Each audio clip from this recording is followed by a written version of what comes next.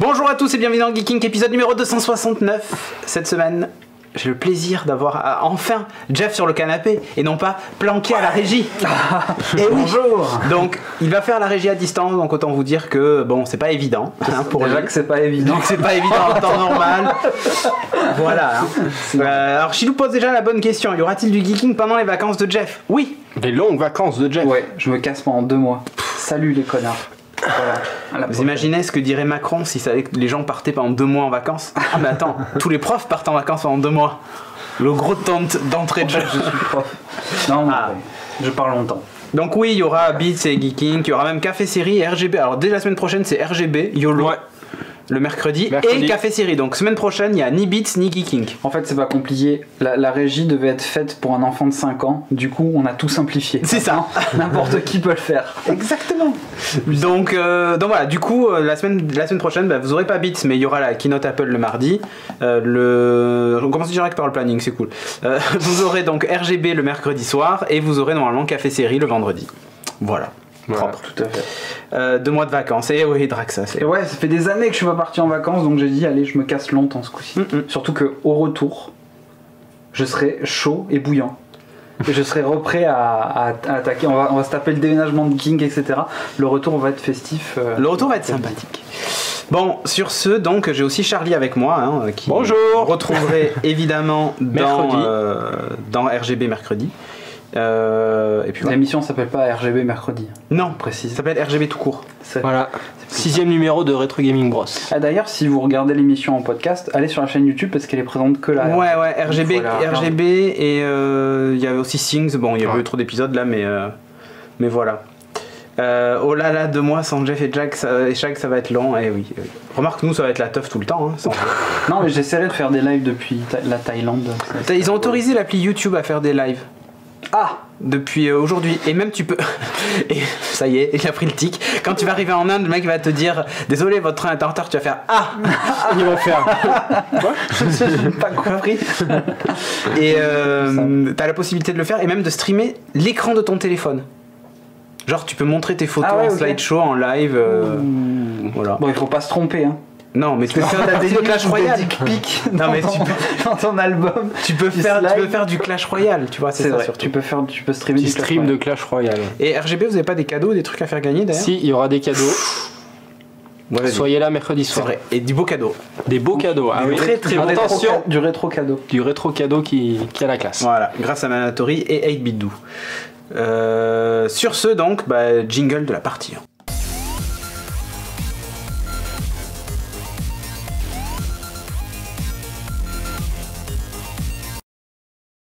Partie 1, donc, je commence par une news assez rigolote. Ah oui. Oui. Je sais pas si le son est revenu. Oh, ça a l'air. On verra. Si, j'entends là-bas. Ah, c'est bon. C'est bon, le son est là. Alors, moi je vais vous parler d'un truc assez sympa. Vous savez qu'aujourd'hui tout est connecté. Les montres, tout ça, les sextoys sont connectés, les voitures sont connectées. Et il y a un truc qu'on soupçonne pas trop en médecine, mais c'est que les pacemakers sont aussi connectés. Ouais, je vous jure. Alors c'est un fabricant qui s'appelle Abbott qui fait justement ces pacemakers là, qui donc ont la particularité d'être connectés, de communiquer sans fil, ce qui permet par exemple quand on a besoin de mettre à jour le pacemaker, de le faire ou de régler le pacemaker, de le faire en fait sans avoir à réouvrir le patient. Ça peut être sympa. Ce qui peut être assez sympa. Le seul souci qu'il y a, c'est qu'en fait, des chercheurs en sécurité ont trouvé une grosse faille de sécurité sur le pacemaker. Alors, j'imagine que ça doit pas être super sécurisé parce qu'on y En fait, ça l'est, mais pas suffisamment. Et d'ailleurs, depuis ce truc-là, l'organisme qui s'occupe de la certification pour les médicaments et les appareils médicaux aux États-Unis a rajouté un critère de cybersécurité qui n'existait pas. Donc c'est vrai qu'en fait, réellement, ils auraient pu faire genre en Bluetooth avec un code 4x0, quoi, tu vois.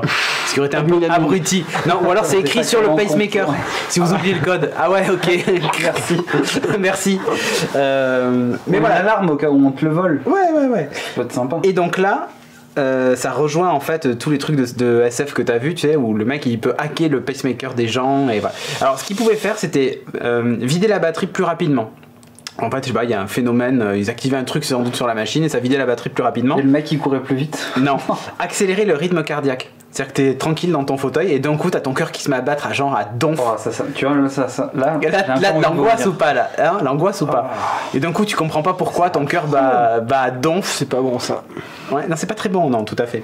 Et je comprends pas comment ils ont tu peux pas du coup sécuriser. Salut Dressibord, justement on parle de médecine. La FDA, tout à fait Damien. On peut pas sécuriser le système de fait à ce que ça puisse pas accéder à ce genre de truc par l'extérieur. Bah oui justement. Là en fait ils vont faire une mise à jour logicielle. Donc c'est assez rigolo parce qu'en France il y a quand même 40 000 porteurs, hein. C'est pas négligeable. Attends, comment ça se passe la mise à jour? Parce que si le truc sans fil. Sans fil. D'accord.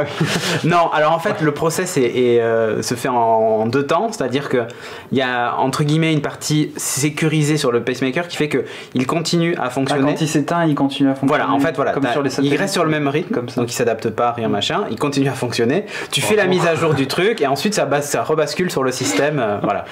D'accord. Oui. Ton titrage a disparu. Ah merde alors. Mais ça fait quand même un peu flipper. Ouais. Et donc c'est une mise à jour qui se fait, tu vas chez ton médecin est équipé d'un petit boîtier et ton médecin est équipé d'un petit boîtier en fait et procède à la mise à jour. Genre alors monsieur bougez pas, je vais vous opérer et pas vous opérer. Et hop, il fait la mise à jour. Donc alors par contre la petite nuance c'est que les porteurs européens n'auront pas droit à la mise à jour tout de suite. Il va falloir patienter jusqu'à fin octobre parce qu'en fait la mise à jour doit passer la validation CE. Je pense qu'ils auraient plutôt dû faire payer la mise à jour. Tu crois que t'es chez Apple ou pas? Les gros bâtards. Alors vous avez le pacemaker 40 000 S cette semaine. Voilà. Vous n'avez pas la bonne version. Vous n'avez pas la bonne version, il faut acheter une nouvelle version. Non, ils auraient pu faire payer l'update, je suis d'accord. Ça aurait été vraiment. Je pense que les gens auraient été prêts à payer. Mais surtout, le truc, c'est que pour passer justement la certification, ils sont obligés de passer par. De respecter le cahier des charges de la norme CE. Et du coup, c'est très compliqué. En théorie, c'est classe, en pratique, dit Dressibord. Oui. Voilà, c'était juste pour dire, ça y est, on arrive dans. Et c'est quoi du coup la liaison? C'est en. RF. Ah, d'accord. Voilà. C'est un truc, c'est genre. Comme le Wi-Fi ou tout ouais. Il te scanne comme ça. C'est du NFC. Non, c'est même pas du NFC. Non, l'update brique le pacemaker, bye bye. C'est le problème, hein. C'est ça. Dirtanas dit vous le tenez mal. C'est Damien qui dit en free to play, c'est pas mal ça aussi. Ah oui, c'est pas mal. Votre cœur a assez battu aujourd'hui. Voilà. Payez pour voilà. plus de battements. Est-ce que vous voulez plus de vie? LOL. Est-ce que vous voulez plus de vie aujourd'hui? Le truc c'est Mario Run, c'est même pas un pacemaker. D'ailleurs, ça fait penser à justement à la news. Après, on va parler de voitures où certains constructeurs font les batteries en location, tu sais. Genre la Zoé. Elle est à 16 000 €, mais en fait les batteries sont en location, tu payes genre 50 € par mois pour ta batterie quoi. T'as un cœur en leasing. Et là c'est pareil, c'est ça, c'est genre on te fout un pacemaker et on te fout les options. Alors, si on va dans les films de SF. Si vous voulez faire du sport, est-ce que vous voulez l'option 160 battements secondes pour pouvoir courir ou pas, tu vois? On parlait la dernière fois, c'est pas Time Out ou le truc comme Justin Timberlake, c'est pareil quoi. Mais sauf que là c'est la vraie vie hein. Donc voilà, faut créer l'app Tinder pour pacemaker. Oui. L'app Tinder pour pacemaker. Je sais pas. Obsolescence programmée, changer tous les 2 ans. Ouais. Je suis pas sûr je suis pas sûr que les gens aient bientôt envie de se faire ouvrir tous les 2 ans pour changer la batterie ou le truc. J'en doute. Ouais. J'en doute. Mais enfin bon voilà. Donc c'est un des premiers cas de pacemaker piraté. Ils n'ont pas communiqué sur la faille et comment elle fonctionnait. Hein. Vous doutez pourquoi. Il y a quand même 9 modèles de pacemaker touchés différents. C'est-à-dire que c'est toute une série. Avec des évolutions, des machins et tout ça. Et en fait, toute cette série-là utilise le même protocole de communication qui n'est pas du tout chiffré ou crypté, quoi. Mais voilà, on va avoir Death Note en vrai. Ouais, c'est ça. C'est ça. Oui, pour faire une blague à ta mamie à Noël. Voilà, mais c'est en fait, tu prends ton téléphone et tu fais et tu cherches en fait tous les pacemakers autour de toi. Et tu fais, allez, toi, hop, hop. Jour, nuit. T'as ton portefeuille, non? La pudeur de ça avec le cœur du mec. C'est ça. C'est chaud. Oh, j'ai perdu. Oh merde. C'est affreux. Le truc bien dégueu. C'est morbide au possible. Ouais. En tout cas, on espère qu'il. Non, mais c'est mise à jour en cours, sauf en Europe. Sauf en Europe, faut attendre fin octobre. Mais vous serez convoqué chez votre médecin de toute façon pour recevoir l'update. C'est très bizarre de dire ça en fait. La petite carte SD dans les fesses. Bam. Le son sature, nous dit Deliger. Oui, c'est possible. Ah, parce qu'on parle trop fort. Trop motivé ce soir. On est un peu trop motivé. Le montage sera on va parler doucement. Alors, du coup, je vais vous parler de. Je vais vous parler de Black Mirror en jeu. Black Mirror en jeu. Ouais. Ok. Vous connaissez la série Black Mirror, la série d'anthologie du malaise, où à chaque épisode un nouveau malaise. Exactement. Voilà. Malaise gratuit. Malaise gratuit. Ah tiens, j'ai reçu une vibration dans mes fesses. On est en live. C'est Twitch qui me dit on est en live. C'est mon pacemaker en fait. Y a-t-il un sujet sur l'IFA? Alors ça c'était dans le dernier Beats. Ouais, voilà. Dernier Beats. Qui est sur YouTube dans quelques jours. Black Mirror en jeu. Alors la série Black Mirror est assez cool parce que voilà, c'est une série d'anthologie qui parle un peu du futur, des dérives des technologies, d'anticipation super réaliste et bien flippante. Ouais, et tu te dis que ça pourrait presque être demain sur certains épisodes. Ah bah il y en a beaucoup, trucs. Ah oui, oui. Ou même ça pourrait être d'actualité. Ou même parfois c'est d'actualité. Parfois ça l'est. C'est ça qui est le pire. Donc cette série est vraiment cool, elle est sur Netflix et il s'avère qu'un des deux grands boss de Telltale Games est ultra fan de la série et a balancé un tweet en disant j'aimerais bien faire un truc sur Black Mirror. Alors du coup l'internet entier s'est enflammé en disant un jeu Telltale Games arrive sur Black Mirror machin nana. Non. Il a juste dit qu'il était fan, il a redit si j'avais la possibilité de le faire je le ferais. En gros c'est un énorme appel du pied aux gens de chez Netflix et autres pour autoriser les droits. Ça pourrait être vraiment cool parce que à chaque épisode du jeu Telltale Games, ça pourrait être vraiment une histoire complètement différente, comme c'est des jeux épisodiques et les jeux durent en gros un Telltale c'est quoi, c'est entre une demi-heure et une demi-heure de jeu en gros. Épisode. Par épisode, ouais. Par épisode, c'est une heure. Non, une heure, entre une demi-heure et une heure, ça dépend. Certains sont pas fait beaucoup. Après, encore une fois, c'est si tu meurs beaucoup. Mais comme dit Loézy, des détails, des trucs comme ça. Enfin, tu peux. Dit Loézy, je vois pas comment faire un jeu dessus, ou alors faut. Mais ça dépend parce que justement la mécanique peut être complètement différente à chaque épisode. C'est à chaque fois c'est un univers différent. Ouais, il faut pas oublier que c'est du QTE donc c'est beaucoup de choix. Il faut pas oublier qu'à chaque fois dans Black Mirror, je trouve que ce qui te fait avancer dans cette série, c'est de pas savoir ce qui est en train de se dérouler. Il y a plusieurs épisodes comme ça où tu dis mais qu'est-ce qui se passe, pourquoi ils font ça? L'épisode de la réalité virtuelle. L'épisode de la réalité virtuelle, l'épisode de la meuf qui se fait attaquer par tout le monde dans la rue, etc. Il y a des trucs, tu dis mais attends, qu'est-ce qui se passe et compagnie, et ça pourrait être intéressant d'avoir ce genre de mécanique dans les jeux, parce que encore une fois, et ça c'est au niveau du jeu vidéo qui est même plus global, je pense que c'est encore un terrain qui a à défricher, les jeux vidéo, et ce genre de là ça pourrait être vraiment cool, et le fait que ce soit des anthologies, donc encore une fois à chaque épisode on pourrait vraiment avoir une histoire complètement différente, des persos complètement différents. La mécanique Telltale appliquée à Black Mirror, ça pourrait donner un truc sympa, quoi. Donc voilà, peut-être un jour, mais en tout cas, sachez qu'il est ultra fan et que, à mon avis, ça doit dans les coulisses. Sur le mec depuis que le mec a envoyé le tweet il y a 24 heures, je crois, je pense que depuis le téléphone a dû sonner, quoi. Tu vois, c'est possible. J'allais dire d'anticipation à une autre, il n'y a qu'un pas. On va parler d'un film dont je vous ai parlé dans le précédent Geeking en vous disant que ça avait l'air vraiment cool et tout ça. Enfin, j'avais vu le pitch et l'idée me plaisait pas mal. On va parler de Seven Sisters. Qui donc est What Happened to Monday, je crois, dans le titre original, et qui est un film Netflix, mais qui a la particularité chez nous de sortir au cinéma. Au cinéma, ouais. Et pas sur Netflix. Ouais. Alors vous pouvez le chercher sur Netflix en France. Quand tu commences à taper Seven, t'as le truc qui se complète, ou What Happened et t'as le truc qui se complète, sauf que c'est vide. C'est vide. Il faut changer de pays pour ça. Merci la chronologie des médias, etc. Voilà. Je sais pas. Ouais. Un petit VPN. C'est pareil que Okja en fait. Pas disponible en salle. Okja a fait Cannes d'abord. Tu vois, il est sorti direct. Et mais il n'y avait pas eu de film où il non, mais là c'est parce que là, mon avis, c'est parce qu'ils ont eu l'opportunité de gratter du pognon, je pense, à M6 et SND et tout ça, je suppose. Ouais, c'est ça, c'est M6 et W9 qui ont rajouté et donc du coup, je pense qu'ils ont dit ok, on va le sortir en ciné. Mais après, il sera sur Netflix, évidemment. Après, c'est un film qui a le format cinéma. Enfin, c'est bon. Ouais. Il est sorti le 30 août en France, en salle, et sur Netflix, c'était uniquement États-Unis et Grande-Bretagne. C'est ça. C'est un film de Tommy Wirkola. Avec quand même un beau casting, hein. Il y a Noomi Rapace, Glenn Close et William Dafoe qu'on voit à l'écran. Le pitch, vite fait. Glenn Close et William Dafoe, ils vont être dans toutes les prods Netflix, j'ai l'impression.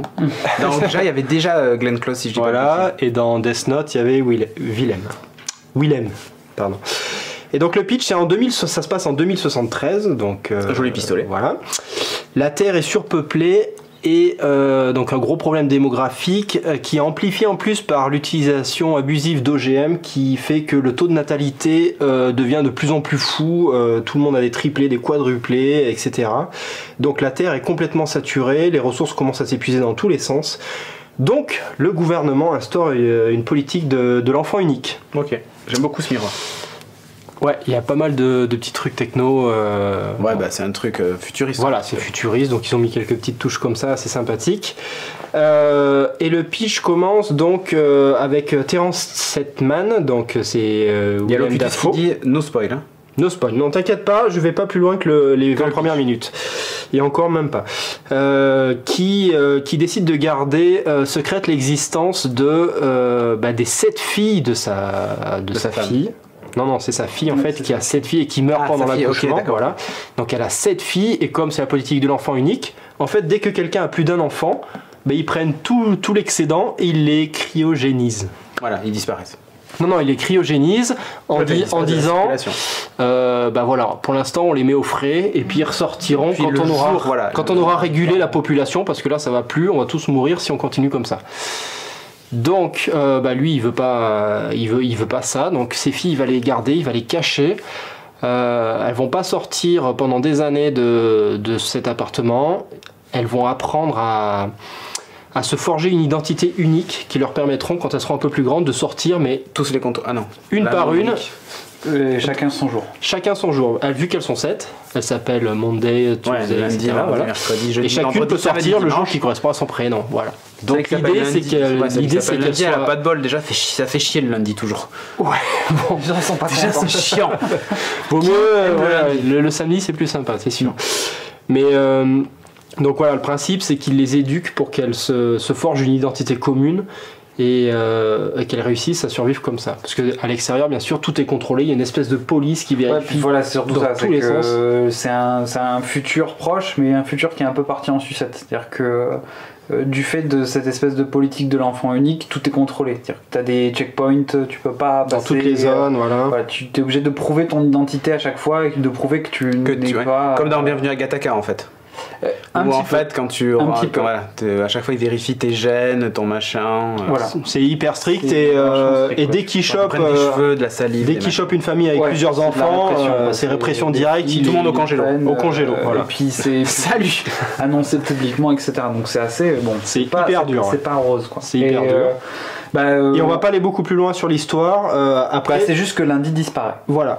De toute façon, le titre anglais spoil le truc. Donc, What Happened to Monday. C'est ça. Monday disparaît et qu'est-ce qui se passe après Et ça part très vite. Là, on a juste dit les 15 premières minutes. Ouais. Je pense que c'est bon. Après, si les gens kiffent ce genre de truc, mais c'est vrai que le film il est un peu monté en mode speed. Ça booste parce que là c'est 15 minutes et après ça part direct. Pas trop l'univers, ça part direct. Ouais. Après, il y a peut-être pas 1 milliard de choses à raconter dessus. Disons qu'ils installent l'univers assez rapidement et t'as pas besoin finalement de plus. C'est juste que pour le coup, c'est vraiment un film d'action en fait. C'est pas un film plan-plan où tu prends le temps d'avoir une réflexion philosophique sur le bien fondé des choses qu'elles font, etc. Elle est au soleil, lundi, donc on la reverra jamais. Les fans de Claude François. Bien joué la chatroom. Elle est au soleil, lundi, donc on la reverra jamais. Merci.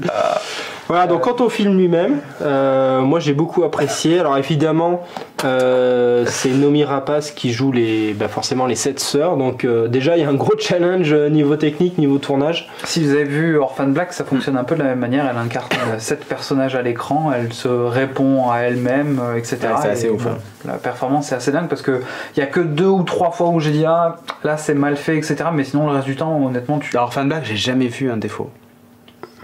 Orphan Black, non, c'est vrai que tu vois pas vraiment jamais. Défaut. Ouais, mais parce qu'elle est vraiment très forte, l'actrice d'Orphan Black. Mais là, pour le coup, c'est similaire. Et puis, encore une fois, moi, j'ai même pas fait. Je trouve que ce qu'elles arrivent vraiment à faire, ces actrices, pour parler de celle d'Orphan Black et de Noomi Rapace, c'est vraiment d'avoir des gimmicks et des façons de parler et d'articuler et un accent pour chaque personnage. Et ça, moi qui est très touché par la prestation des acteurs, j'avoue que je suis assez scotché par le truc.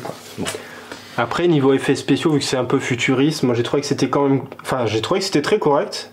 J'ai toujours un peu peur maintenant que quand c'est un film Netflix qui sort, que ce soit un peu cheap. Tatiana Maslany, oui, tout à fait. Mais non, c'est c'est vraiment nickel. Puis il n'y en a pas des masses en fait. Là, non, tu vois, les miroirs un peu augmentés, etc. C'est une chose qui fait partie, mais finalement ça reste très. C'est pas. Encore une fois, tu vois, le film, moi je trouve pas futuriste, c'est plutôt. C'est pas hyper futuriste, il n'y a pas de voiture qui vole, de trucs comme ça. C'est assez. C'est plutôt. Voilà, c'est assez. Je pense que c'est assez réaliste parce qu'en 2073, on sera pas. Bon, on verra. Les voitures sont électriques peut-être. Voilà, oui, tout à fait. Possible. Tout à fait. Le scénario, moi j'ai trouvé ça bien, ça avance bien. Il y a quelques scènes un peu cultes, comme la scène du doigt. Ouais. Sans en dire plus, vous verrez ça. C'est assez dur, c'est dur. C'est assez spécial. En fait, je trouve que toute la bonne partie du film se situe au début, dans le sens où l'univers est très bien mis en place et très bien accepté, etc.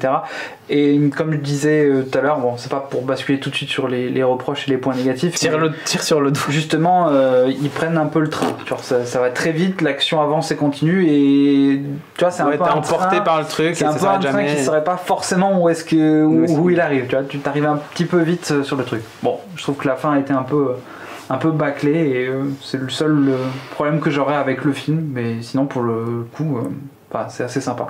Donc c'est vraiment un bon moment, et moi j'ai trouvé. Est-ce que la fin donc justifie les moyens? Non, parce qu'en fait un peu le gimmick du truc c'était vous ne devinerez jamais la fin, ou je sais pas quoi, ou genre la fin va vous surprendre. Non, faut pas exagérer. Non, parce que c'était vraiment le gimmick du truc, tu vois, genre vous devinerez jamais la fin, ou je sais pas quoi. Alors par contre, surtout ne regardez pas la bande-annonce. Si vous avez pas vu le film, regardez pas la bande-annonce, parce que vraiment c'est 100% spoil. Il y a quelques écrans un peu futuristes. C'est horrible. Là pour le coup, nous on vous spoil pas. Moi après je suis bon public, donc j'ai pas été choqué, j'ai trouvé ça bien la fin. Le seul truc c'est qu'effectivement ils creusent pas assez les personnalités des 7 sœurs. D'un autre côté il y en a 7, donc ça... Voilà, 7 films quoi. Comme on dit, ça avance. Ça aurait été une série, ils auraient pu creuser les 7 personnalités des 7 sœurs pour les différencier bien. Et puis j'avais déjà le titre des épisodes. Je pense que voilà, ils auraient pu faire cet épisode. Ce qu'ils auraient pu creuser à mon avis surtout plus, c'est justement ce côté un peu méchant. Enfin, méchant, ils sont pas vraiment méchants en fait, ils mettent juste en place une politique qu'ils appliquent, tu vois ce que je veux dire. En fait, c'est les gens qui leur ont donné le pouvoir.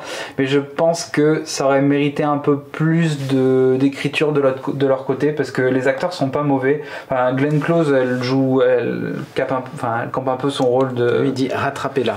Mais lui par exemple, il est assez intéressant, il joue assez bien, mais encore une fois il n'a pas été écrit assez en profondeur, je pense, et du coup c'est dommage parce qu'on a. Il a une sale blessure quand même là. C'est juste un méchant. Hein. Voilà, on a l'impression qu'ils sont juste méchants, mais tu sais pas pourquoi ils sont comme ça. Donc bon. Non, moi je trouve ça bien la fin. Bon, après je suis un peu. Ça c'est des goûts malheureusement. Moi j'ai bien aimé. Mais sinon globalement c'est un bon film. Non, franchement c'est un bon film. C'est pas fait chier. Ouais.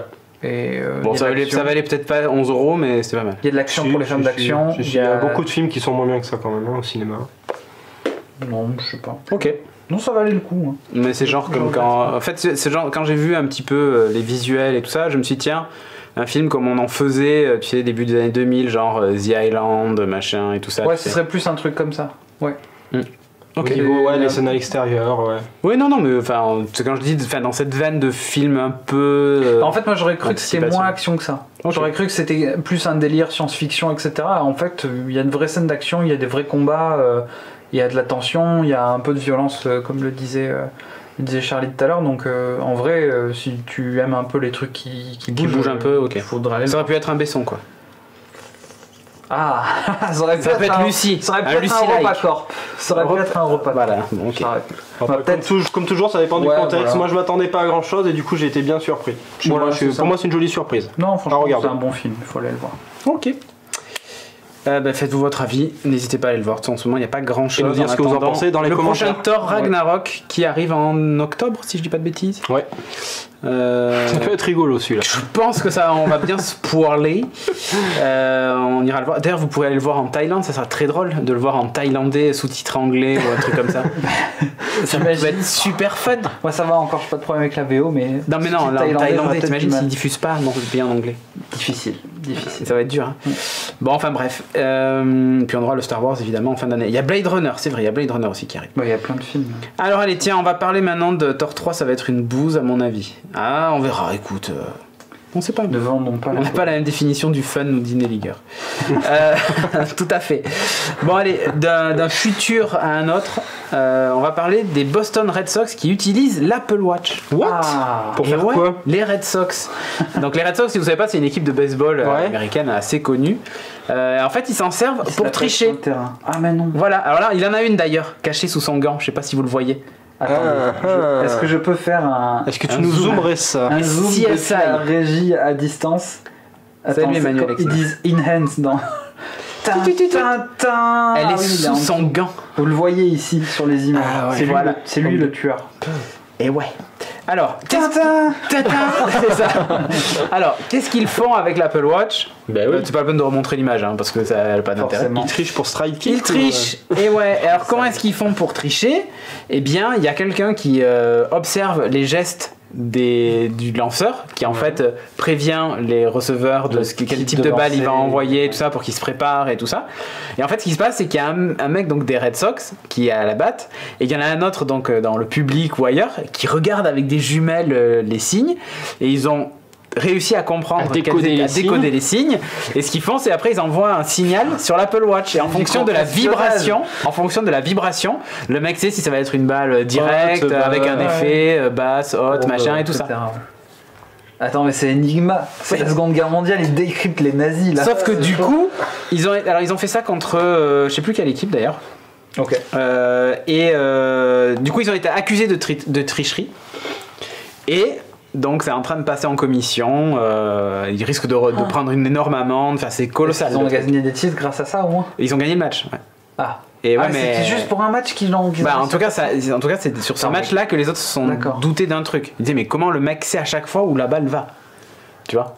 Ils se dit il peut pas être devin, c'est impossible quoi. En fait le mec il recevait des vibrations, genre une vibration c'est un truc, deux vibrations c'est. Il faudrait le même pour le foot, pour les pénaltys. T'imagines? Donc c'est ouais, sauf que là tu vois t'as vraiment la stratégie comme ça. Il y avait eu un cas de tricherie dans, c'est comme ça que je triche au footing, tout à fait né les gars. Il y avait eu un cas de tricherie dans le foot US, mais qui était différent, où en fait ce qui s'était passé c'est que les Patriots avaient triché en dégonflant un peu les ballons. Parce que quand c'était eux qui attaquaient, en fait ils avaient triché, ils avaient retrouvé des ballons machin, bref. Petit ça. Ouais, et l'idée c'est que c'est plus facile pour le lanceur et pour le mec qui reçoit aussi quoi. Donc il y avait eu, ça avait fait un gros scandale, et c'est pour ça que d'ailleurs tout le monde déteste les Patriots. Maintenant, c'est à cause de ce scandale, bref. Surtout que c'était les quarterbacks qui avaient fait ça, donc Tom Brady, qu'on salue au passage, qui est toujours chez les Patriots et qui, grâce à lui, ils ont gagné le Super Bowl cette année. Et bien voilà, les Red Sox ont utilisé l'Apple Watch pour tricher avec le signal. Mais c'est quand même, tu sais, au début, tu te dis, l'Apple Watch. Il y a eu d'ailleurs un super article dans un magazine qui s'appelle Men's Health, qui est pas mal, où en fait ils ont expliqué comment sont calibrés les Apple Watch. En fait, il y a, je sais plus combien d'employés chez Apple qui tous les jours font de la natation, de la course, ont des espèces de masques à oxygène qui valent plus de $40,000, enfin des gros trucs. Mais ils avaient dit ça. Ouais, et pour calculer exactement le nombre de calories. Sauf que là, en fait, il y a des photos de cette salle-là où vont les employés Apple faire ça. Il y a aussi des sportifs de haut niveau, mais il y a de tout en fait, pour que justement ce soit adapté. Quand tu indiques ton poids, ta taille, tes antécédents, machin, il arrive à déterminer un profil pour essayer de calculer au plus juste possible. Et à chaque mise à jour de l'Apple Watch, en fait, ces données-là sont réinterprétés, réajustés, et ils expliquaient qu'ils avaient couru genre 300 000 km au total, enfin des trucs énormes pour avoir ces données-là. Et tu te dis, ok, on fait un truc comme ça, et tu te dis, ouais, les sportifs de haut niveau ils utilisent Apple Watch pour tricher. Voilà, en fait, c'est très con. Bah, du coup, interdiction pour les smartwatches maintenant, j'imagine. C'est plus possible. Du coup, ouais, je pense que les smartwatches vont être interdites sur les terrains de baseball. On va parler de jeux vidéo. Ouais. Avec Uncharted The Lost Legacy. Exactement. Alors vous vous souvenez de Nathan Drake? Ouais, il n'était pas seul. Vous vous souvenez peut-être de Uncharted 4 qui a quand même été un sacré jeu bien vendu, acclamé par la critique. Ouais, tu l'as stream qui était magnifique. Ouais. C'était le point final de la saga Uncharted qui avait commencé à l'époque sur PlayStation 2, si je me souviens bien, le premier Uncharted. Et ben là, il y a 2 ans, je crois que c'était lors de l'E3, ils avaient annoncé qu'ils travaillaient sur un standalone, donc c'est pas un DLC, c'est un petit jeu à part qui peut s'acheter tout seul, qui s'appelle Uncharted Lost Legacy, où on a 2 protagonistes féminins qui sont Chloé et Nadine. Donc Chloé, on l'avait vu dans Uncharted 2, et Nadine, c'était dans Uncharted 4. Alors j'essaie de vous trouver une photo où elles sont là toutes les deux, les voilà. Bon, je vous avoue que ça ne change pas du Uncharted de base, à savoir que on va s'amuser à faire la chasse au trésor, tirer sur des gens et faire de la grimpette et des acrobaties. Tu cherches les bouts de plateforme jaune, toujours Là non, il n'y a pas de plateforme jaune. Non, je précise juste un truc, là on le voit, c'est écrit en bas, ça c'est pris sur la PS4 Pro en 4K, oui. machin. Il y a un mélange de... Alors vous allez voir certaines images de PS4 Pro et certaines images qui sont de PS4. Oui. Bon, alors après, non mais je le dis parce que voilà. Bon, après je vous avoue que moi j'ai joué sur la PS4. Là, je jouais sur la PS4 de base. Et non, c'est magnifique. Il n'y a pas à chier. Je pense que les jeux les plus, c'est le jeu d'aventure sur console qui est le plus beau. Honnêtement, je dirais pas que c'est du niveau de Witcher sur PC, mais c'est magnifique. Ça a un cachet de folie. On a l'impression d'être sur une carte postale quand on regarde certains éléments de décor. C'est dingue. Donc, il y a des paysages incroyables. C'est vraiment à couper le souffle sur les sauts sont tellement réalistes. Ouais. J'ai adoré le saut que tu as fait du train sur la bagnole. Oui, j'ai fait un saut de train. Alors voilà, c'est là je t'ai mis Supergirl quoi. L'autre elle saute, mais genre elle a fait 12 km. En plus, tu vois que son animation est au ralenti, mais par contre le déplacement est super rapide parce que la distance était trop éloignée. Encore une fois, tu vois, ça reste du Uncharted, c'est-à-dire que c'est un jeu qui s'assume complètement. C'est l'aventure par-dessus tout. Tu peux sauter d'un train sur une voiture, sur une chèvre et ensuite revenir sur le train. Mais encore une fois, c'est un paysage incroyable. C'est un film d'aventure interactif et c'est juste du fun en barre tout du long. Alors j'ai trouvé ça moins bien écrit que Uncharted 4 parce que je trouve que Uncharted, est-ce que c'est parce qu'ils avaient le temps de faire 4 trucs là, et on avait l'habitude d'avoir. Là c'est un peu répétitif et surtout que j'ai creusé le personnage creusé la vie de 2 personnages féminins en disant j'ai des problèmes avec mon père, c'est assez fastoche. Le daddy issues c'est quelque chose qui est assez c'est assez répétitif dans les personnages féminins et ça aurait pu être un poil plus travaillé. David Alexandre dit 30€ ça aurait été plus juste parce que 40 c'est un peu cher. Mais du coup, ça a l'air d'être un vrai jeu. En termes de contenu, c'est quoi? C'est un Uncharted ou en termes de contenu, c'est un Uncharted. C'est complètement un Uncharted. D'accord. Pas en durée de vie quand même. Non, moi je. En longueur. Non, ok, on parlait pas de la même chose. Moi en qualité et en longueur. En qualité, oui, ça c'est Uncharted. C'est juste, c'est pas un truc, c'est vraiment un standalone, un truc fait à part. Après, après Uncharted 4, je l'ai trouvé particulièrement long. Il s'étendait sur quand même un sacré mouvement de temps et surtout beaucoup de choses. Il y a beaucoup de twists et de tableaux comme on disait à l'époque dans des environnements différents. Là, c'est un peu plus limité. J'ai mis une dizaine d'heures à le faire. Ouais, 10 au lieu de 16 quoi. Voilà, 10 au lieu de 16. Mais honnêtement, pour moi, les 40€, ils les valent. On s'éclate. T'as 30% de jeux en moins, 30% de prix en moins. Ça me semble bon. Il y a toute une partie de défis, etc. que j'ai même pas regardé, donc je pourrais même pas vous en parler de toute façon, parce qu'il y a toujours un peu de multi avec les Uncharted à chaque fois, mais là je vous avoue que j'ai même pas regardé, donc je pourrais même pas vous en parler. Autre chose que vous dire que c'est un super jeu. Alors après, si vous voulez pas dépenser 40€ pour un standalone, moi je vous conseille quand même de jouer d'abord à Uncharted 4 qui est très bon, et surtout qu'il y a des rappels du 4. On va pas spoiler, mais surtout si vous avez une PS4 et que vous avez jamais joué à Uncharted, achetez-vous la Uncharted Nathan Drake Collection qui regroupe le Uncharted 2, 1, 2 et 3 remasterisé en HD et qui est parfaite. Le 1, moi j'ai du mal. Le 1, le gameplay est un peu rugueux. Mais l'aventure est là aussi. Mais à partir c'est un peu comme pour Mass Effect, tu vois. Le 1. Le 2 et le 3, par contre, c'était vraiment cool, je trouvais. Bon, en tout cas, la Nathan Drake Collection, tu l'as pour 30 ou 35 balles et t'as des heures de jeu à foison. Et le 2 et le 3, ils sont tellement bien, exceptionnels. Ça mérite votre attention. Voilà. Si vous savez pas à quoi jouer sur PS4, le jeu d'aventure, pour moi, c'est Uncharted. 4€ de l'heure, nous dit Jerry H. On le fait aussi. Pas cher. Bah écoute. Voilà, Uncharted Lost Legacy. Parfait. Et puis ce que je vous propose. Ah non, si, on va parler de Star Wars vite fait. Vite fait de Star Wars. Encore un film Star Wars qui perd son réalisateur. Après Rogue One, qui avait vu Gareth Edwards se faire virer pour quelques reshoots de scène finale. Ensuite, on a eu le Han Solo qui a perdu ses 2 réalisateurs, Phil Lord et Chris Miller, qui se sont fait virer en plein milieu. Maintenant, c'est du coup... comment il s'appelle? C'est Colin Trevorrow. Si j'avais été à la régie, j'aurais mis une petite musique de Game of Thrones. Je pense que ils sont découpés comme dans toutes les saisons. Décapité. Bon, non, le communiqué officiel, c'est qu'ils se sont séparés parce qu'ils n'étaient pas d'accord sur leur vision du film entre lui et LucasArts. Donc voilà, il quitte le navire. Donc c'est un peu inquiétant. Voilà quoi, Jurassic World quoi. Non, il a été remercié, il quitte pas le navire. Il s'est fait têche, je crois. Enfin, si j'ai non, bien c'est un lu... commun accord. Ah ouais. Ouais. Rupture conventionnelle. Mais il a dit je veux faire ça, on lui a dit non, il a fait bon, ben merde alors. Ouais. Voilà. C'est passé par ordonnance. Donc ça fait un petit peu peur. Encore une fois, je vais pas généraliser les choses en disant Disney, compagnie, etc. Mais de la façon dont fonctionne Disney, il y a un plan et tu suis le plan. C'est pas, je pense que la liberté créative qu'ont ces mecs-là, elle est un poil limitée et tant que ça reste dans les clous, ça va. Si ça sort un petit peu des clous, ils disent mon gars, t'es sympa, mais c'est comme ça que ça doit fonctionner. Oui, non. Et c'est surtout, à mon avis, Catherine, la productrice de l'univers Star Wars qui tient les rênes. Ouais.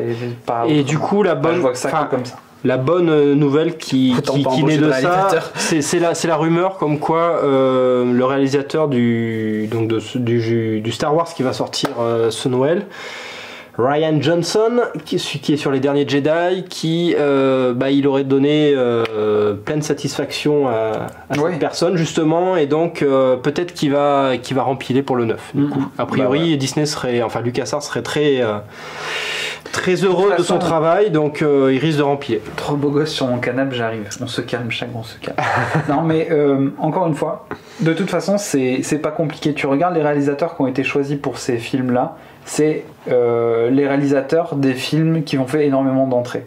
Jurassic Park, Jurassic World, etc. C'est pas compliqué. Les mecs qui sont capables de faire le plus d'argent possible, et c'est ce que à Hollywood on appelle les yes men. Abrams pour le coup fait aussi partie du truc. Je pense j'ai vraiment hâte de voir à quoi va ressembler le film, parce que pour le coup Star Wars 7 m'a donné une satisfaction en tant que spectateur, mais m'a pas donné entièrement. J'attends de voir la suite. J'ai envie de voir la suite, oui, c'est normal. Pour avoir un avis global sur le truc, mais j'ai hâte de voir le épisode qu'ils vont faire avec. S'il y a vraiment une empreinte sur ce qu'ont fait ces mecs-là, parce que historiquement parlant, de A New Hope, l'épisode 4 à l'épisode 5, il y avait une grosse différence en fait entre la réalisation qu'avait pu avoir George Lucas avec le réalisateur de l'Empire contre-attaque, dont je ne me souviens absolument pas. Il y avait vraiment une grosse différence en fait dans la façon dont étaient filmés les combats. Il y avait beaucoup moins de plans globaux de type en train de parler, etc. Il y avait beaucoup plus de plans dynamiques et compagnie, et je me demande si les réalisateurs donneront leur empreinte sur les films. J'ai un doute, mais on verra. Et bien on verra bien. Sur ce, je vous propose qu'on passe à la partie 2 de l'émission.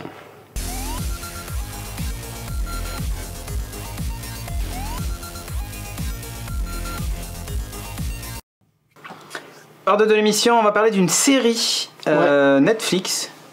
Enfin Netflix, non, je crois pas qu'elle soit passée sur Netflix en premier. On va vous embrumer. C'est sorti. C'est ça. Sur Spike. Une chaîne. Le roi de la punchline. Dans le brouillard là. Ouais, non, c'est sorti sur Netflix le 25 août, mais elle était déjà sortie semaine par semaine sur Spike, une chaîne américaine. Bon, bref, Netflix nous l'a racheté, nous l'a sorti en un paquet de 10 épisodes. Brume, qu'est-ce que c'est ? C'est une série adaptée de la nouvelle de Stephen King. D'accord. Bon, déjà, quand on dit ça, on se dit oh merde, les adaptations de Stephen King, en général, c'est pas foufou. C'est à double tranchant, quoi. Tu peux avoir du très bon et tu peux avoir du moins bon. Sachant que... celle sur Kennedy était pas mal. Sur Kennedy ? J'ai pas vu. Oh non, mais si, là, 22, 11... je sais plus combien d'ailleurs. Ah, en série, oui, c'est vrai, tu as raison. Elle était pas mal. Oui, c'était très bien. Ah, c'était avec j'ai beaucoup aimé. James Franco. Ouais. C'était très bien, oui, en effet. C'est un Stephen King. D'accord. Ben, je l'ai pas vu. En fait, je vais aller voir. Et le bouquin était sorti, si je dis pas de bêtises, 2 ans avant. Ah oui, ils ont été rapides là pour le coup. Ouais. Ok. Ok, donc là, Brume, c'est une grosse nouvelle quand même qui faisait, je me rappelle, 230-240 pages, enfin un truc assez épais quand même, qui a déjà eu une adaptation en film. Un film en 2007 par Frank Darabont en plus, donc on le connaît ce gars, The Walking Dead, pas tout mal, ça. voilà, La Ligne Verte, Les Évadés, donc le film était correct, la fin était super marquante pour ceux qui l'ont vu, mais donc ça revient 10 ans après sur Netflix. Et cette fois sous forme de série en 10 épisodes. Donc pour une nouvelle, forcément ils ont étiré un peu le truc. Mais bon, on va en reparler. Niveau casting, on a la seule personne que moi je connais en tout cas, c'est Alyssa Sutherland qui était dans Viking. On verra un petit peu après. Tous les autres acteurs, je les connais pas super bien. Il y a le black de service, il y a le geek de service. Le gay de service, mais on va en parler après des stéréotypes. Le pitch de l'histoire, donc c'est, on se retrouve dans une petite ville, comme souvent chez Stephen King, une petite ville bien paisible des États-Unis, qui, un jour, tout d'un coup, il y a une espèce de brume qui se lève et qui arrive sur la ville et qui recouvre toute la ville. Du coup, la ville se retrouve dans le nord de l'Angleterre, c'est ça le but. Et il pleut et voilà, c'est fini. Non, le souci, c'est que très vite, on se rend compte que dans la brume, il y a des bestioles pas très sympathiques et que ton espérance de vie, en tout cas, diminue très fortement quand tu te retrouves dans la brume. Ah. Donc ça force les gens du coup à se confiner dans différents bâtiments. Donc le principal, en tout cas dans la nouvelle, c'était un centre commercial ou même une épicerie, je crois. Bon là c'est un centre commercial, mais pour les besoins d'étirer l'histoire sur plusieurs épisodes, ils ont fait plusieurs groupes de personnes qui sont un peu éparpillées à différents endroits. Parce que dès que tu es dans un endroit où la brume, voilà ce qui peut t'arriver si tu restes un peu trop longtemps dans la brume. Ça fait mal. Il y a des bestioles vraiment la bouche quoi. Pas très... ça c'est dégueulasse. Pardon, my bad. Voilà, vite on enchaîne. Bref. Donc le principe c'est de rester cloisonné dans un endroit dans lequel la brume ne peut pas pénétrer et c'est là qu'on part sur plusieurs huis clos avec des groupes de personnes qui vont se retrouver ensemble, qui forcément sont pas forcément super potes, mais qui vont être obligés de rester ensemble. Qui vont devoir s'allier pour essayer de survivre, mais forcément ça va dégénérer quand même au bout d'un moment. T'as tout un climat de suspicion, de paranoïa qui va s'instaurer au fil des épisodes. Et puis surtout dans le centre commercial où ils sont assez nombreux, tu vas avoir une sorte de mini-société qui va se mettre en place avec une justice improvisée sur le tas. Est-ce que c'est la loi du marché ? Ouais, c'est la loi du... centre commercial. C'est la loi du si tu mets le groupe en péril, et tu vas dehors. Tu vas dans la brume. Intéressant. Et voilà ce qui. C'est un peu comme dans les trucs dans l'espace où on te jette dans le vide quoi. Voilà. On te jette dans la. Là tu sors et hop. Sur la planche. Là c'est pareil. Allez, vas-y. On ouvre les portes du centre commercial, on les ferme. Voilà.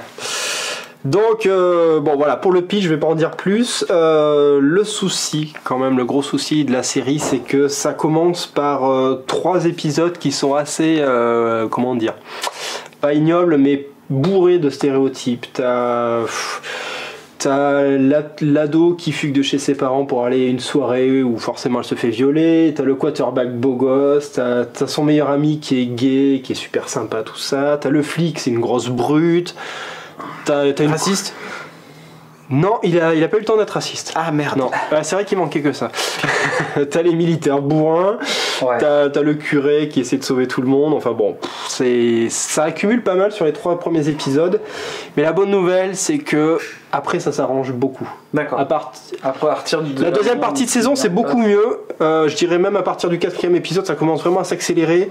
Et t'as même certains stéréotypes du début qui sont en fait, ils s'en servent pour faire des gros contre-pieds par la suite.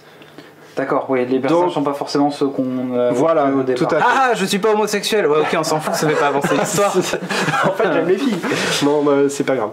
Vraiment, ça n'a rien à voir. Je fais pas la même soirée que Charlie Cox. Et la fin va vous surprendre. Voilà. Donc, ouais, non, la deuxième partie, c'est ça avance beaucoup plus vite. Les clichés, comme je disais, ça. Bienvenue à Clichéland. Sont un peu détruits au fur et à mesure, donc c'est quand même la bonne nouvelle. Ça devient pas quand même une énorme série. Pour vous donner une unité de mesure, c'est mieux qu'Under the Dome. Voilà. Ça va parler aux fans de Stephen King qui ont vu Under the Dome. J'ai vu la saison 1 de Under the Dome qui était pas trop mal, mais tu t'attendais à ce que ça se termine à la fin de la saison 1. Tu t'attendais à ce que ce soit un peu mieux quand même. Oui, mais surtout t'attendais à ce que ça se termine. Ouais. Parce qu'une saison 2, comme ils l'ont faite, désolé. Je crois qu'ils en ont fait 3, hein, j'ai toutes vues. Ouais, mais non, mais déjà, moi je me suis arrêté à 2 en fait. Ouais, non, après ça s'améliore. Quand il commence à y avoir des œufs bizarres avec des papillons et des trucs chelous. T'as des mystères à la Lost un peu. Mais j'ai dit, ok, alors c'est quoi cette histoire de papillons avec des œufs? J'y ai cru un peu et bon là c'est mieux, les acteurs jouent beaucoup mieux que dans Under the Dome. Ah. Voilà. Qu'est-ce qu'il y a d'autre? La photo est vraiment bien, on sent bien l'ambiance de la brume, on sent que c'est assez oppressant parce qu'après quand même ils sortent, quand même ils font des runs dans la brume. Ouais. C'est assez intéressant. Au niveau des musiques c'est assez sympa, t'as du Lou Reed, t'as du Nick Cave, enfin ça colle bien à l'ambiance. Ouais. Moi j'ai une question. Tu l'as vu? Non, au pas niveau du de tout, la faute, non. Par contre, quand j'ai regardé le trailer, ça m'avait fait penser au film Silent Hill, cette espèce de brume de village complètement abandonné. Bon, ça a l'air un peu moins gore et violent, mais esthétiquement, c'est pas mal du coup. T'as pas mal de gore. Ouais, esthétiquement, à part un effet spécial qui est assez pourri, moi j'ai trouvé le passage du papillon. Ceux qui l'ont vu verront de quoi je parle, mais sinon c'est assez pas mal. C'est assez pas mal. Alors on n'est pas dans le même délire que dans le film et dans la nouvelle où c'est vraiment des monstres avec des tentacules et tout. Là t'as un peu un mélange d'hallucinations et de trucs un peu chelous dans la brume. Mais t'as du gore. Si, t'as quand même pas mal de gore. Encore un papillon, nous dit Loïs. Ouais, ils aiment bien les papillons. Je sais pas ce qu'il a avec les papillons, Stephen King, mais bon.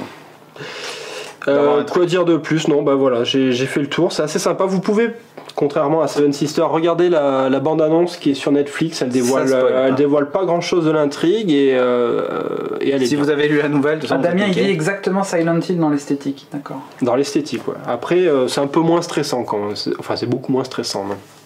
Parce que Silent Hill il faisait un peu peur. Voilà.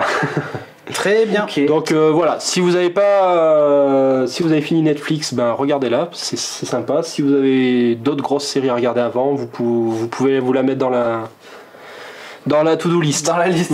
Voilà. Finis ta phrase parce qu'on sait jamais avec ce genre de truc. Très bien. The Mist alors, la brume. On enchaîne avec la dernière news où on va parler de véhicules. De véhicules électriques. Ah, des voitures. Avec quelques innovations sympathiques, et puis j'allais presque dire Cocorico, mais Renault-Nissan, donc bon, bien que ce soit Nissan plus que Renault, hein, pour le coup. Alors on va parler de la Nissan Leaf, qui est une Attends, c'est quoi déjà Nissan, c'est japonais. D'accord. Cocorico. Oh, enculé. Sushi, tout ça. Oula. Mettons les incrustes. Alors, oui, va te cacher de très loin. Oui, tu commences par le compteur direct, mais ça va, c'est bien. La Nissan Leaf 2018 qui a une particularité. Alors, la Nissan Leaf, si vous la connaissez pas, c'est l'une des voitures pas très chères qui offrait la possibilité de louer ses batteries ou de les acheter. Si vous louiez vos batteries, c'était 20 000 euros, je crois, et si vous les achetiez, c'était 35 000 euros, donc ça double quasiment le prix de la voiture. Ça fait cher la batterie. Ouf. Ça fait cher la voiture, mais c'est une des plus vendues aux États-Unis. Rappelez-vous, c'est dans ça que Olivia Dunham de Fringe roulait, d'ailleurs. Ah ouais, Nissan Leaf, ouais. Putain. Bon, par contre, c'était 100 à 150 km d'autonomie, donc pas terrible. Ça fait partie des premières générations. Là on est sur donc une nouvelle version qui maintenant est sortie avec une batterie de 40 kWh et une option à 60 kWh. Alors déjà elle est un poil plus jolie que l'ancienne parce que l'ancienne était quand même sacrément moche. Il y a une photo où on les voit. Ouais. Et il y a voilà, date à la Leaf 2017 en bas, donc c'est vraiment qui avait déjà été un peu relooké, mais bon, un gros cul. Hein.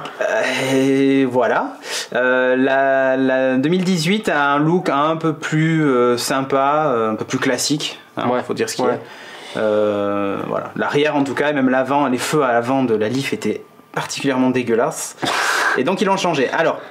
Le truc sympa, c'est qu'elle est livrée avec CarPlay d'origine, donc si vous êtes équipé en Apple, c'est cool. Mais à la limite, on s'en fout un peu. Surtout, la grosse innovation, c'est la e-pédale. La e-pédale, mais Ouais. qu'est-ce que c'est que On la va sur, e-pédale sur le chargeur chat démo, là, le truc classique Ouais. de chez Nissan, ça C'est n'a le pas gif changé. que t'as mis. C'est le gif que j'ai mis, la e-pédale. Attention, la e-pédale. Voilà la démo de la e-pédale. Je relève le pied et la voiture s'arrête. C'est-à-dire qu'en fait, je n'utilise plus le frein ou quasiment plus jamais. L'intérêt en fait de ce système-là, c'est que, et d'un, vous allez économiser les freins, puisque c'est le moteur qui s'arrête et pas les plaquettes de frein que vous usez. Et en gros, dans 90% des cas, vous n'allez plus utiliser la pédale de frein. Et l'intérêt, c'est quoi? C'est qu'à chaque fois que vous faites ça, vous rechargez la batterie. Donc à chaque fois que vous lâchez l'accélérateur et que vous utilisez ce Ça frein-là, récupère l'énergie pour recharger la batterie. voilà, exactement. Et vous pouvez gagner jusqu'à 30 à 50 km de plus en relevant la pédale, juste, plutôt que d'utiliser le frein. C'est pas mal quand même. Sur combien? Parce que du coup, est-ce que tu nous l'as dit non, je vais vous le dire. Celle qui a 40 kWh, c'est, alors les chiffres annoncés, c'est 378 km, ce qui est déjà pas mal. Mais dans les faits, on sera sans doute plutôt aux alentours de 250, ce qui reste correct. D'accord. Et la version 60 kWh, alors c'est celle-là qui va faire mal à la Model 3 de chez Tesla. Elle est annoncée pour 550 km. Dans les faits, elle sera plutôt aux alentours de 450. Et avec la e-pédale, elle ira peut-être chercher les 500. Merci Ken Canif. Mais c'est pas mal. Et surtout, ce qui est intéressant, c'est les tarifs. Parce qu'on se dit, ça va augmenter, ça va... Voilà. Pas du tout. En fait, c'est les mêmes tarifs que la Leaf 2017. Ah oui, d'accord. Peut-être même un poil moins cher. Après, il y a des aides d'État et tout ça, machin, en fonction de la région où vous êtes et tout. Donc, le prix peut baisser. Mais alors, le frein moteur... est assez costaud puisque c'est 0,2 G à chaque fois que vous relevez la pédale, donc ça freine assez sec. En ville par exemple, dans un embouteillage, vous n'utilisez plus le frein, vous faites vraiment tout qu'à une seule pédale. Mais t'as quand même une autre frein pour pouvoir... Ah oui, t'as la pédale classique que t'es obligé, parce que si le mec devant pile, il faut que tu puisses freiner. Ouais. Mais dans la plupart des cas, en fait, tu vas utiliser Mais qu'une c'est seule pédale. progressif ou c'est sec C'est assez sec, hein. C'est assez sec quand C'est assez sec, ouais. Il va y avoir des accidents au début, je pense. Hein. C'est assez sec, donc il faut relever la pédale d'accélérateur lentement. Mais de toute façon, d'un autre côté, quand tu lâches la pédale d'accélérateur, c'est pour mettre ton pied sur le frein. Oui. Donc, Ouais. tu lâches l'accélérateur pour pour ralentir. oui, ou le régulateur de vitesse. Avant... Lol. Tu oublies de l'enclencher, tu lèves le pied, c'est fini. Mais attends, vous vous êtes entraîné pour ne pas rire sur e-pédale. Bon, je vais dire la e-pédale alors. Ça servait à ça, les incrustes. Hein, on se bidonnait en pendant. fait, ouais, voilà, c'est ça. Pendant ce temps, on était mort de rire. Bon, arrête-toi avec ton cocorico. Je crois que tu peux pas t'en faire le fier sur le niveau de vanne. Là, je pense que t'as atteint c'est toi qui as fait l'étalonnage par le bas, là, tu vois. Donc, je suis pas ici souvent, faut bien que je m'amuse. Ouais, bien sûr, tu as raison. Non, mais ce qui est intéressant surtout, c'est qu'on arrive enfin à des voitures avec des autonomies correctes. Et pas à des prix à 100 000 euros comme une Tesla Model S, tu vois. Et puis là, le fait qu'elle soit disponible très très vite. Ah, d'ailleurs, ils font une offre promotionnelle. Si vous la commandez à partir du 22 septembre, si je dis pas de bêtises, c'est là que les précommandes commencent, ou que vous en achetez une qui est présente en concession avant le mois de mars, vous avez le choix entre une Apple Watch série 2 ou je sais plus quoi d'autre, il y a une tablette, il y a plein de trucs comme ça qui filent si vous vous équipez de la voiture. Donc si vous voulez acheter une Apple Watch, achetez plutôt une Leaf, finalement. C'est aussi une recette de melon. Ouais, mais tu sais, c'est un peu ça. Direct de cavalier. Oh, attends, d'habitude, tu sais, on t'offre, c'est limite si on t'offre une bouteille de champagne quand t'achètes une bagnole neuve, là on te file une Apple Watch, ça vaut quand même le coup. Et ça tu fait vois. vraiment vendre des bagnoles? Je sais pas si ça fait vendre des bagnoles, mais enfin. Pour seulement 34 000 euros de plus. Non, en fait, pourquoi il y a cette promotion-là? Il y a une raison. C'est que la version 40 kWh, elle va être disponible tout de suite, donc celle qui a la plus petite autonomie. Ouais, du coup, ils ont besoin. Et en fait, ils ont besoin. Et ils se sont rendus compte que merde, on a annoncé celle à 60, mais qui sortira que courant de l'année, plutôt fin d'année prochaine. Ah oui. Donc du coup, on risque peut-être de cannibaliser des ventes, tout ça. Bon. Du coup, c'est un moyen de pousser les gens à s'équiper tout de suite. Je sais pas si ça marche vraiment. C'est une voiture pour les moutons, l'Aïd pédale. Oh, enculé. Alors, 300... C'est parti trop loin. C'est parti beaucoup trop loin, Hydriox. 370 km, donc indiqué pour la 40 kWh. Bon, dans les faits, 250. C'est l'usage de la plupart des gens qui ont une bagnole, hein, que les choses soient claires. Hein. Tout à fait. Honnêtement. Ouais. Et même avec 250 km sur autoroute, tu peux trouver une station de recharge. Tu as le temps de trouver une station de recharge. Ouais, après, il faut que tu glandes pendant 1 heure. Non, parce que c'est une recharge rapide, justement. C'est une recharge rapide. Donc tu glandes pas pendant 1 heure, tu glandes pendant une demi-heure. Ouais, ça va. Mais évidemment, si tu traverses la France, c'est pas la bonne OP. Après, David sur YouTube nous dit il manque encore des bornes de recharge pour les véhicules électriques. Il a pas tort. C'est pas encore parfait de ce que j'ai lu. De quoi? Au niveau des bornes de rechargement électrique. Ouais, après tu lis aussi l'inverse. C'est-à-dire qu'il y a quelqu'un qui a acheté une Leaf de première génération, j'ai vu là, et qui a fait 600 km avec, et qui s'est arrêté donc tous les 100 km parce qu'elle était d'occasion, donc la batterie avait morflé. Et elle faisait que 100 bornes avec la batterie. Elle a pas payé très cher, mais elle s'était quand même tapé 600 km pour rentrer. Et elle a réussi, en prenant l'autoroute et tout ça, dans chaque station-service, maintenant tu as des bornes de recharge. Quoi. Et elle a réussi à rentrer donc comme ça. Ça se démocratise, hein, mine de rien. De toute façon, la législation en France... Ouais, le DAF, il manque un standard pour les prix. Ça, la législation en France va vers le tout électrique pour une certaine période de temps. Enfin, je pense que c'est d'ici 2025 ou quelque chose comme ça. Donc on va être obligé de s'y mettre. Tu disais les prix c'est pas toutes les mêmes entre les différentes voitures et les bornes de recharge? C'est quoi cette histoire de norme? Les prises, oui, c'est pas toutes les mêmes. Le standard, c'est le... Ah oui, il y a la prise que tu as sur la voiture. Ouais. Voilà. Comme USB, c'est pas forcément les mêmes. Il faut que tu aies un adaptateur quand tu vas dans une station. T'as tout compris. Ouais. En fait, souvent t'as des jeux de câbles que tu as dans ton coffre. D'accord. Bah, je l'ai pas dit, oui, le coffre il fait 100 litres de plus que la précédente, mais à la limite on s'en fout, c'était pas intéressant. Mais ouais, t'as des jeux de câbles différents. Et tu en as un exemple bête, par exemple un Twizy, donc tu vois, qui est le tout petit truc. Lui, c'est une prise comme celle de l'écran là-bas. Une prise USB. C'est une prise d'aspirateur. Ah oui. Tu vois. Voilà. Mais parce que c'est pas du triphasé, parce que ça a pas de recharge rapide, et voilà. Mais ça dépend vraiment des véhicules et de la batterie. 2040, pardon, Moriarty. Oui, 2040. Chiffre précis. Et je crois que l'Écosse, ou je sais plus quel pays, a dit qu'en 2032... Non, c'était... Attends. Quel pays a dit qu'ils vendaient plus de diesel? Je crois que c'est l'Écosse. Je sais plus. En 2032, donc ça vient assez vite, quoi. Et voilà. Donc, bon, à suivre. En tout cas, premier véhicule sur le sol européen qui va être disponible tout de suite, avec une autonomie plus que correcte et des tarifs qui sont pas déconnants. L'Allemagne, je crois, apparemment. Ouais, peut-être l'Allemagne. D'ici 2030. Ouais, c'est ça, c'est de l'Allemagne alors. Et fin des essences et diesel en 2040. Ouais. Bon, tout le monde est... Ouais, chez nous, ouais. C'est l'annonce qui a été faite, mais on verra bien. Mais voilà, en tout cas, c'est ça surtout qu'il y a à retenir, c'est qu'on va avoir des autonomies, tu vois, 550 km avec des bagnoles qui sont pas à 100 000. Hein. C'est juste ça. Voilà. Et pas forcément non plus des bagnoles qui ont des gueules... Ouais, qui ressemblent à rien. Bon là c'est pas ouf, mais c'est pas non plus... ça commence à ressembler à... Puis on s'en fout, l'intérêt c'est que tu roules pour pas grand chose. Tiens, il y a eu un article d'ailleurs sur ce que coûtait une Tesla pour faire 300 000 km en entretien et en électricité. Et j'ai plus l'article et c'est assez intéressant où ils expliquent qu'en gros ça revient quasiment 1000 fois moins cher qu'une voiture thermique. Tu m'étonnes.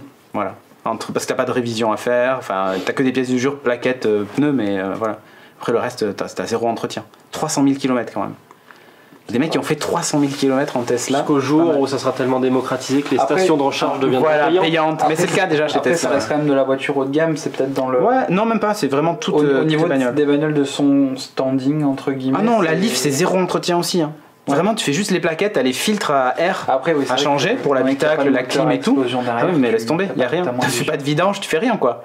Tu vérifies pas tes niveaux d'huile, de machin, enfin c'est que dalle quoi. C'est clair. Et ouais, donc bref, à suivre. Sur ce, bah, tu te laisses balancer le jingle de fin.